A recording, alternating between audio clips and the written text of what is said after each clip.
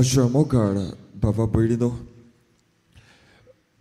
कॅथरीन नांवाचें एक सोबीत चेडूं 3ऱ्या शेंकड्यांत एलेक्सेंड्रिया म्हणटात ह्या गांवांत जल्मता.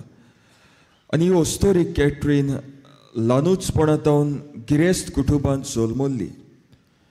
सगली गिरेस्तकाय ताच्या कुटुंबांत आसलेली. एक राणी भाशेन तिच्या आवयन आनी बापायन तिका वाडयलोली. केन्नाच दूख म्हणटात तें तिणें अनुभवूंक नासलें. आनी जेन्ना हें भुरगें ल्हानूच आसलोलें कॅथरीन, जेजू आनी आंकवार मारिया ताका दर्शनांत दिश्टी पडटा. She had a vision of Mary and infant Jesus. ल्हानूचपणा आंकवार मारयेचें आनी जेजूचें दर्शन तिका आसलोलें. जेन्ना 14 वर्सांचें आसता तेन्ना कॅथरीन क्रिस्तांव जाता. आनी त्या काळार 3ऱ्या शेंकड्यांत आमी जाणा जावंक जाय, क्रिस्तांव जावप म्हणल्यार तुवें मरण भोगचें पडटालें. कोणूय क्रिस्तांव जातालो जाल्यार पयलो जायते फावटी चिंत्तालो क्रिस्तांव जाल्यार तुका जिवेशी मारताले. भावार्थ स्वतंत्राय भाशेन जिवंक जायनासलो. There was no freedom to live Catholic faith.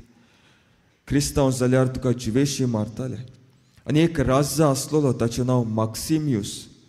आनी ह्या राजाचें नांवूच आयकल्यार क्रिस्तांव लोक भियेतालो.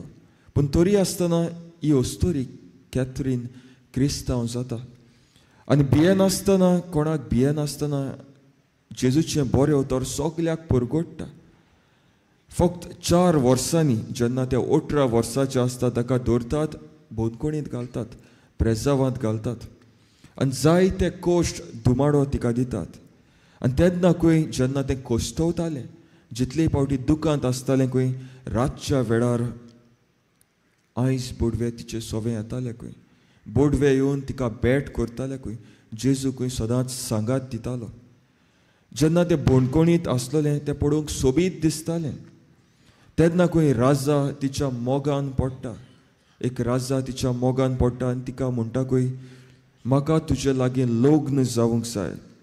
लग्नाचें उतर खंय कातारिनाक दिता आनी म्हणटा, पळे जोरी तर तूं म्हजे लागीं लग्न जालें जाल्यार जें कितें म्हजें आसा तें तुजें जातलें. बोनकोणींतली तूं भायर सोडटली, सगलें हांव तुका दितां. फक्त म्हाका तुजें उतर दी. फक्त म्हजे लागीं लग्न जाव. आनी तेन्ना खंय कातारीन म्हणटा, पळे म्हजो गोरकार, म्हजो पोती जावन आसा जेजू क्रिस्त. हांवें म्हजें उतर जेजूक दिलां. म्हजें आंकवार निर्मळ जिवीत हांवें देवाक भेटयलां. आनी हांव तुजे लागीं लग्न जावंक तयार ना. हांव मरूंक पासून तयार आसा, पूण तुजे लागीं हांव लग्न जावचें ना. आनी हें आयकना फुडें खंय राजा रागान भरता. रागान भरोन खंय त्याच खिणा भितर कातरिनाची गोमटी कातरता आनी जिवेशी मारता. मोगाल दिसता आयचो विशय होच, अनुभवला त्या जेजूक आमी गोवाय जावया. कॅथरीन अनुभवता जेजूक आनी भावार्थाची गोवायकी आपल्या रोगतांतल्यान जेजूक दिता. जोरी तर आमी फ्रांसीस शावेराचेरूय नदर मारल्यार फ्रांसीस शावेरूय हेंच करतालो. खरें म्हणल्यार खंय फ्रांसीस शावेर आमच्या गोंयांत येवपाचो नासलो. येवपाचो आसलो तो यादनीक, 2 जाण यादनीक आसले, पाद्री सिमांव आनी पाद्री निकलांव. गोंयांत येवंक खंय तारवान येवचें पडटालें. सुमार 7-8 म्हयने हे वियाजीक लागताले. जेन्ना दीस आसलोलो खंय, येवपाचो दीस आसलोलो, त्याच दिसाक हे दोगोय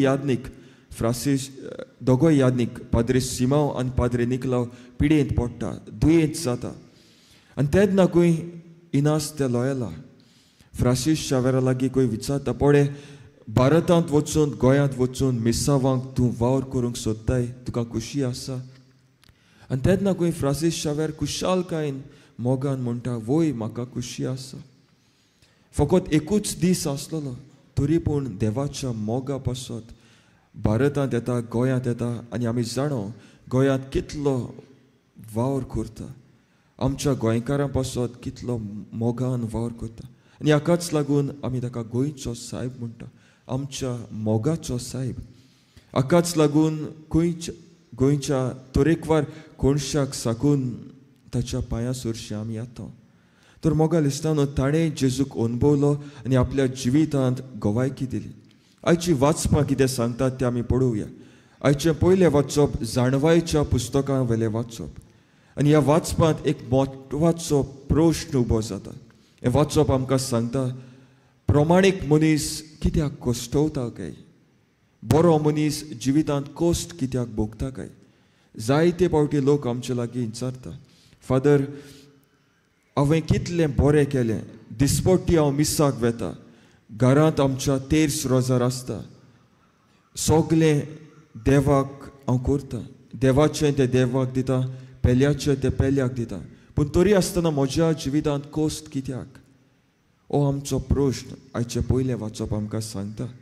आनी ह्या प्रश्नाक आयचें पयलें वाचप आमकां जबाब दिता. 3 वस्तू सांगता.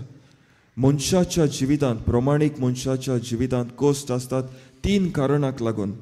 पयलें म्हणल्यार प्रमाणीक मनीस कश्टवता कित्याक देव ताची परिक्षा घेता, ताच्या भावार्थाची परिक्षा घेता. टेस्ट ऑफ अ फेथ, भावार्थाची परिक्षा. आनी जेजू आमकां सांगता भावार्थाचे परिक्षेंत तुवें गोट रावूंक जाय, मजबूत रावूंक जाय. दुसरे सुवातेर प्रमाणीक मनीस, बरो मनीस कश्टवता कित्याक घोडये देवाचे मोहिमेक, to give glory to God, देवाक मोहिमा दिवचे खातीर. आनी तिसरे सुवातेर हें वाचप आमकां सांगता बोरवासो दिता आनी म्हणटा प्रमाणीक मनशाचें जिवीत सदांच देवाच्या हातांत आसा. बऱ्या मनशाचें जिवीत घोडये तो कश्टवता पूण तरी आसतना ताचें जिवीत देवाच्या हातांत आसा. आयच्या शुभ वर्तमानाचेर नदर मारल्यार जेजूय आमकां सांगता पळय तूं तरी म्हजो पाटलावदार जातलो जाल्यार तुज्या जिवितांत कश्ट आसतलेच, त्रास आसतलेच, पूण भियोवपाची गरज ना. कित्याक उपरांत म्हणटलो तूं म्हजो मोलादीक, हांव तुजो मोग करतां. पळय तुज्या माथ्याचे केस हांवें मेजलेले आसा, शेरक्याच्या बिरयां परस तूं अदीक भोव म्हत्वाचो. तर मोगाल इश्टानो इतलो देवान आमचो मोग केला. तर ह्या नोवेनाचो फोड कसो आयज आमी कितें घेवन वेतले काय, ह्या नोवेनाक आमी येयल्या, ह्या नोवेनाचो फोड कसो कितें आमच्या जिवितांत आमी घेवंक जाता काय. फकत एकूच वस्त हांव तुमच्या मुखार दवरतां. मोगाल इश्टानो पळयात आमची गोंयकारांची जायतीं फेस्तां, जायत्यो परबो, जायतीं नोवेनां आमी करता. ह्यो परबो, नोवेनां, फेस्तां आमी कित्याक करता काय, ताचो हावेस कितें, what is the purpose behind feast novenas, कित्याक आमी करता काय. आयज पासून आमी नोवेनां आयल्या, कित्याक आयल्या काय. पवित्र पुस्तक आमकां सांगता बागेवन पावलून तेसलोनिकाराक बरयल्ली पयली चीट 4 विस्वर 3 वोड. देवाक जाय तूं आनी हांव बागेवन चल्लो. दर एक नोवेन, दर एक परब, दर एक फेस्त तुका आनी म्हाका उगडास करता. आयज आमी ह्या नोवेनाक आयल्या, फ्रांसीक शावेर तुका आनी म्हाकाय उगडास करता. आपल्या भाशेन तुवें आनी हांवें साथ जावंक जाय. पवित्र पुस्तक सांगता देवाचो एकूच आवंडो, देवाचो एकूच हावेस, देवाक जाय तूं आनी हांव पवित्र जाल्लीं. देवाक जाय तूं आनी हांव एका दिसाक स्वर्गार आसलेलीं. तर मोगाल इश्टानो हीच चेतना मनांत दवरया आनी भोगतीन भावार्थान ह्या मिसांत आमी वांटो घेवया.